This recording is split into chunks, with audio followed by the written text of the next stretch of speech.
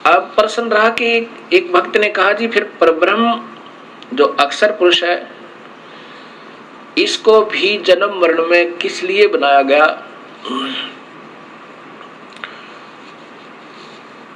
हाँ, इसने जब क्षर पुरुष ने अर्थात इस ब्रह्म ने तप किया और राज्य प्राप्त किया, 21 ब्रह्मांड जब इसने पाए काल ने, उस समय इस अक्षर पुरुष के मन में भी ये आया कि क्यों ना मैं भी अपना अलग स्थान बना लूं। अब वहां पर इतना भी कमजोरी अगर आ जाती है तो भी ये जीव वहां रहने के योग्य नहीं होता।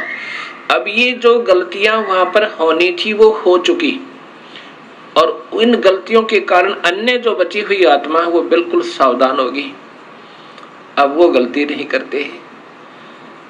अब जैसे कोई जा रहा और एक को पागल कुत्ता काट ले और बाकी भी जा रहे हैं और फिर वो रोता हुआ भाग रहा है, इधर पागल कुत्ता है तो उधर कोई नहीं जाएगा, सब वापस भाग लेंगे। ऐसे ही ये जो गलतियां की जिन्होंने उन्हें सजाएं पाई और आगे बैन लग गया, क्योंकि सबको पता लग गया कि ऐसे निर्मल स्थान को छोड़ के और कहीं ठिकाना नहीं है, क्योंकि वापस यहाँ से दुख पाकर के वापस गई हुई आत्माओं ने वहां सभी को सचेत कर दिया कि उस काल लोक जैसा कष्ट कहीं पर नहीं है। हमने गलती की और हमारे दयालु परमेश्वर ने हमारे ऊपर फिर रहम किया।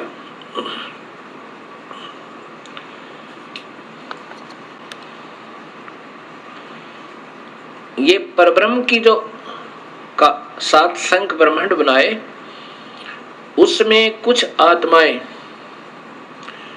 इन सब के आने के बाद इनके भी कुछ हृदय में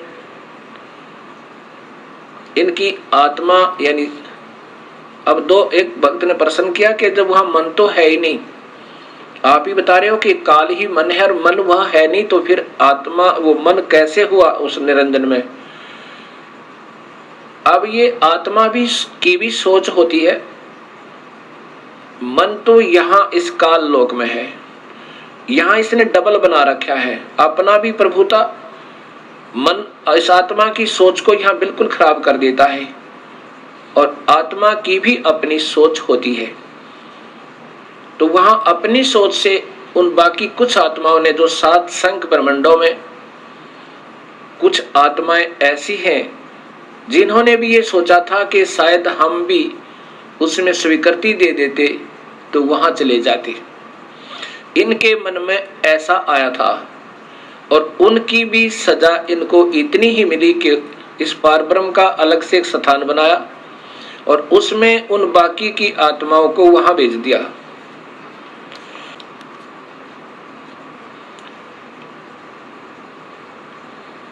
अब जो आत्मा परब्रह्म के लोक में रहती हैं,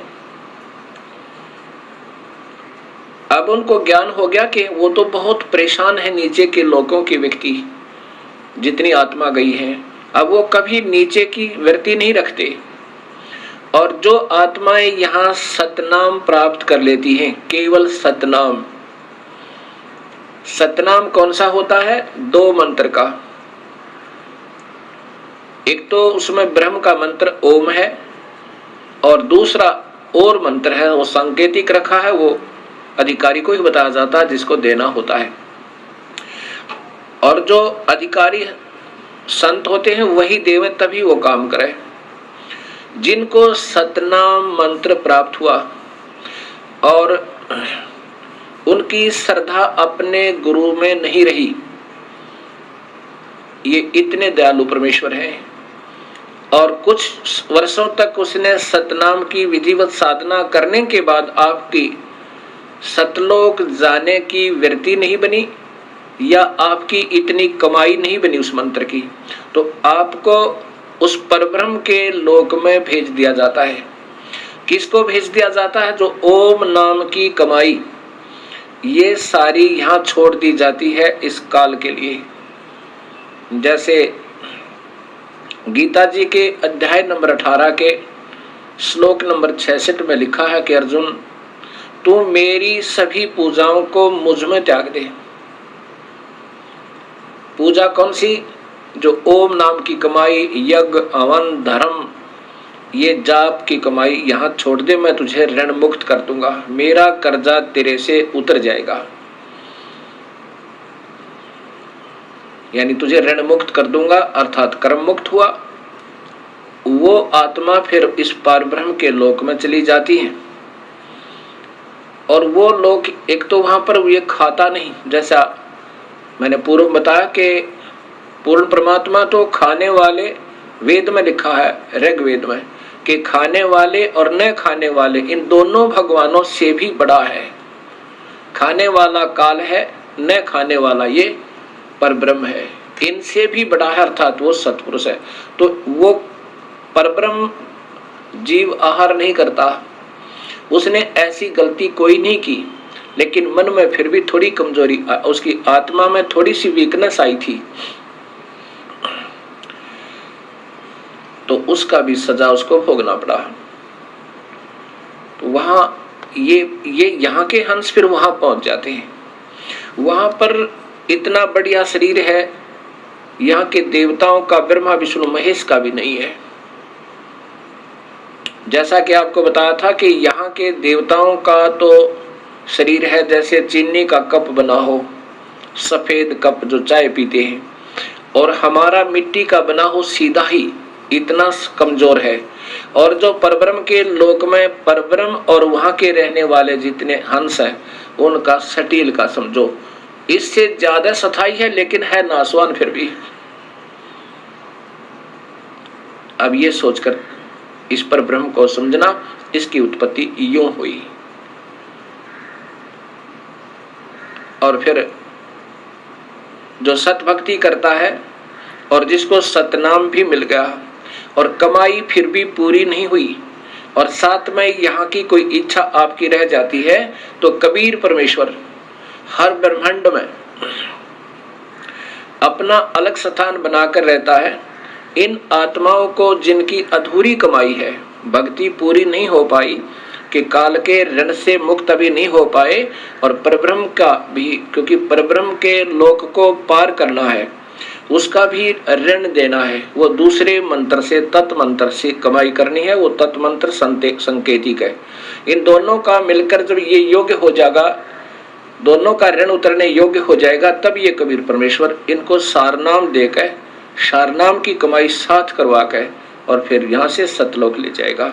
जब तक आपकी पूरी कमाई नहीं बनी होगी तो आपको यहीं रखेगा, और आपकी थोड़ी बहुत भी इच्छा इस लोक में रह जाती है तो भी इसी ब्रह्मांड में एक स्थान ऐसा है, वहां कबीर परमेश्वर आपको रखेगा। वहां पर आपको तपतशिला पर नहीं जाने देगा, तपतशिला पर नहीं जाने देगा, और न ही कुत्ते गधे सुअर बनने देगा, क्योंकि आपकी कमाई इतनी हो जाएगी, और साथ में आपके पाप कर्मों परमेश्वर कबीर साहब काटता रहेगा। जब ही नाम हृदय धरो, भयो पाप को नासे, जैसे चिंगारी अग्नि की पड़ी पुराने घासे। अब आपके शुभ कर्मों के आधार पर वहां रखेगा और तपतशिला पर नहीं जाने देगा। ये आपको इस कबीर परमेश्वर के शरण में आने से और एक्स्ट्रा बेनिफिट है। और फिर ये सदियों के उपरांत इन शुभ कर्मों के आधार पर आपके फिर मनुष्य जन्म हो सके, 100 भी प्राप्त हो सके।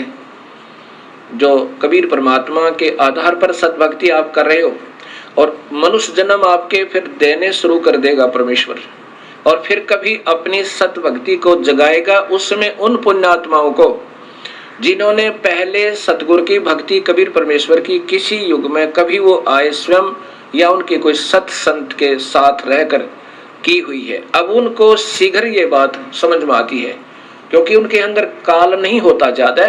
बेशक वो साधनाएं अन्य कर रहे होते हैं अनजानपने में, उनके हृदय में वो पिछली कमाई अंगड़ाई लेती है पिछले जन्म जन्मों की, तो वो तुरंत आकर के कबीर साहब के चरणों में, उसके सत नुमाइंदे संत के चरणों में आ जाते हैं।